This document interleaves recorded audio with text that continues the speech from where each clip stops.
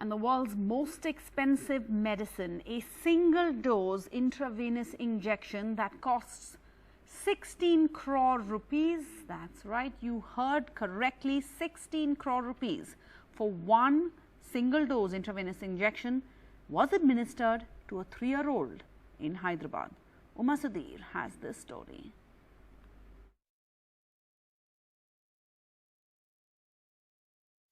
The world sometimes conspires to make good things happen. That's what happened in the case of a 3-year-old child who's in fact got the world's most expensive single-dose injection that cost 16 crore rupees. I have with me the father of the child, Mr. Yogesh Gupta, and also the doctor, Dr. Ramesh Kananki, who's in fact treated this child. What is the thing that you want to tell people? Yeah, thank you so much. First of all, I would like to thank all the, there were around 65,000 donors who came forward and donated to save Ayansh Gupta. So, yeah, I mean, at the moment we are feeling very happy that finally we got this medicine for which we were thinking from long time. And it is something which can change the life of Ayansh. So, really very happy.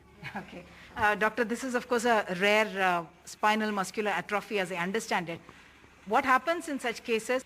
So, yeah, I think again, first thing I want to appreciate the parents that they had persisted with their desire to get the best of the treatment for their kid, and obviously the power of numbers, power of people.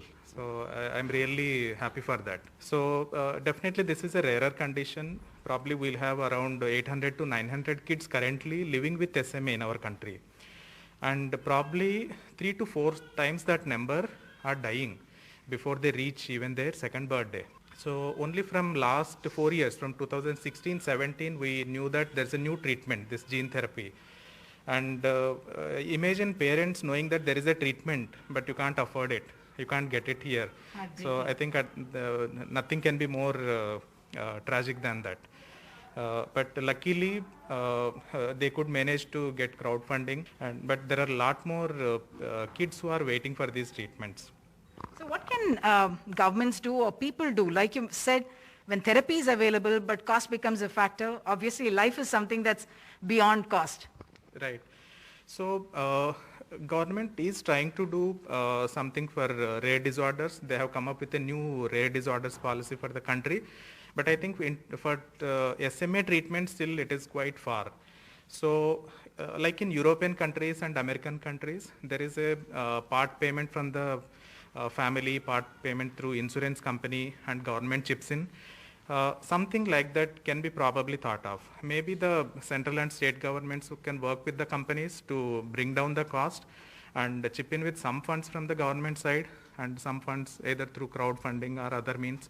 NGOs might chip in, corporates can chip in with CSR funds. Can we have some kind of a protocol that can actually help identify these early? Okay, for a country like ours with 1.3 billion population, it may be difficult to have a uniform set of screening. In Western countries where population is small, they have newborn screening. So some of the countries have started screening at birth. And they pick up the kids at 2 weeks, 4 weeks of life, and they inject. And they are developing like any other normal child. So that's the beauty of these therapies, scientific advances. But for India, I think there are probably bigger priorities like simply treatable conditions, metabolic disorders, hypothyroidism, they take precedence.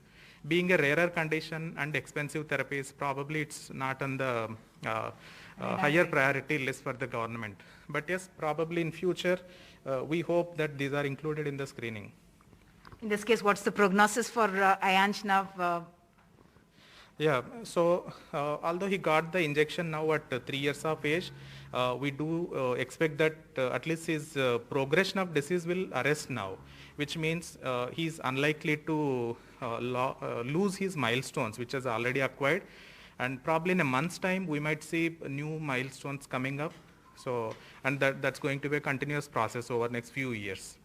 So gene therapy, certainly in this case, with everyone coming together to contribute, whether it's the doctors, the government in fact waiving the import tax in this particular case, otherwise the drug would have cost 22 crore rupees. Now 16 crore rupees brought together by thousands of people together to ensure Ayansh has a good life ahead.